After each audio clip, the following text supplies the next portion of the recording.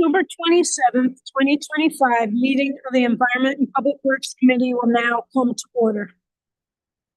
Will the clerk please call the roll? Ms. Bonnick. Here. Ms. Bonnick is present. Ms. Delvecchio Hoffman. Ms. Delvecchio Hoffman is present. Mr. Mafucci. Here. Mr. Mafucci is present. Ms. McIntyre. Ms. McIntyre is present. Mr. Morris. Mr. Morris is excused. Mr. Sinclair. Mr. Sinclair is present. Chairwoman Hugh Smith. Here. Chairwoman Hugh Smith is present. Thank you. We'll begin with a little reflection on The Uninhabitable Earth by David Wallace Wells. We're really deep in on page 11. The United Nations Intergovernmental Panel on Climate Change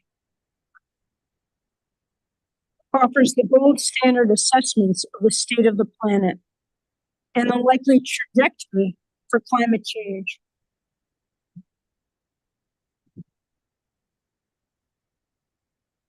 Gold standard, in part, because it is conservative, integrating only new research that passes the threshold of inarguability. If we take action on emissions soon, all of the commitments made in the Paris Accords, but nowhere yet actually implemented, we are likely to get about 3.2 degrees of warming, or about 3 times as much warming as the planet has seen since the beginning of industrialization. Bringing the unthinkable collapse of the planet's ice sheets not just into the realm of the real, but into the present. That would eventually flood not just Miami and Dhaka, but Shanghai and Hong Kong and 100 other cities around the world. The tipping point for that collapse is said to be around 2 degrees. According to several recent studies, even a rapid cessation of carbon emissions could bring us that amount of warming by the end of the century. The assaults of climate change do not end at 2100 just because most modeling by convention sunsets at that point. This is why some studying global warming call the 100 years to follow the century of hell. Climate change is fast, much faster than it seems we have the capacity to recognize and acknowledge, but it is also long, almost longer than we can truly imagine. At 2 degrees, the ice sheets will begin their collapse. 400 million more people will suffer from water scarcity. Major cities in the equatorial band of the planet will become unlivable. And even in the northern latitudes, heat waves will kill thousands each summer. There would be 32 times as many extreme heat waves in India, and each would last 5 times as long, exposing 93 times more people.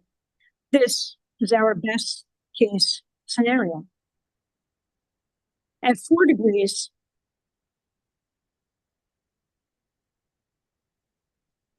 there would be 8 million more cases of Danone fever each year in Latin America alone, and close to an annual global food crisis. There could be 9% more heat-related deaths. Damages from river flooding would grow 30-fold in Bangladesh, 20-fold in India, and as much as 60-fold in the United Kingdom. In certain places, 6 climate-driven natural disasters could strike simultaneously. And globally, damages could pass 600 trillion, more than twice the wealth as exists in the world today. I thank all of you who are so respectful. Thank you. Is there anyone signed up for the public forum? No, there's not. Is there anyone present who's not signed up to speak who would like to address the committee at this time? Seeing no one, the next item on the agenda is the approval of minutes. You have the September 29th, 2025 minutes of the Environment and Public Works Committee before you. They will stand approved unless the clerk is notified of any changes by the end of the day. The next item on the agenda is new business. Madam Clerk.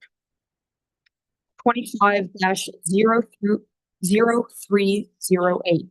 Classification of action and determination of significance pursuant to the State Environmental Quality Review Act for the acquisition of easements for the Moscow Road Bridge Replacement Project in the town of Hamlin. Move it. Second. Moved by Legislator Bonnick, seconded by Legislator Mafucci. Is there any discussion? Seeing none, all in favor, please say aye. Aye. Any opposed? Item carries. Next item. 25-0310, classification of action and determination of significance pursuant to the State Environmental Quality Review Act for the acquisition of easements for the Calkins Road Highway Improvement Project in the town of Henrietta. Second. Moved by legislator Bonnet, seconded by legislator Mafucci. Is there any discussion? Seeing none, all in favor, please say aye. Aye. Any opposed? Okay, new business. The next item on the agenda is new business. So, okay, anybody have any items? Through to the administration, let's just put it that way. We'd like to ensure that we're adequately prepared and do not encounter any cash flow issues due to delayed reimbursements. Given the current uncertainty surrounding federal and state funding and considering a significant portion of our grants operate on a reimbursement basis, have we received any guidance or communication regarding the status of grant funding for our various programs to rely on reimbursement for the upcoming budget year?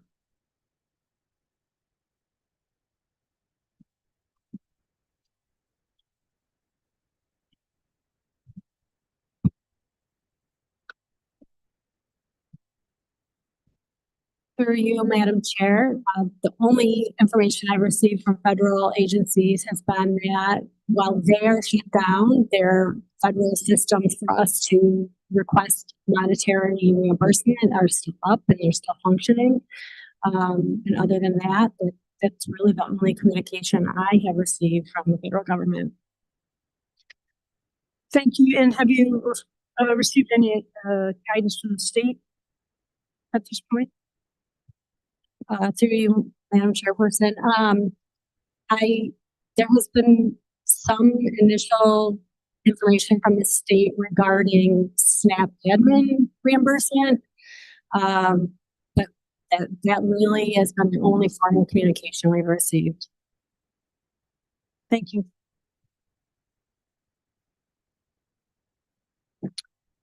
Okay. There being no other matters, the October 27th, 2025 meeting of the Environment and Public Works Committee stands adjourned. The next meeting on the Environment and Public Works Committee will be held on Monday, November 24th, 2025 at 5:15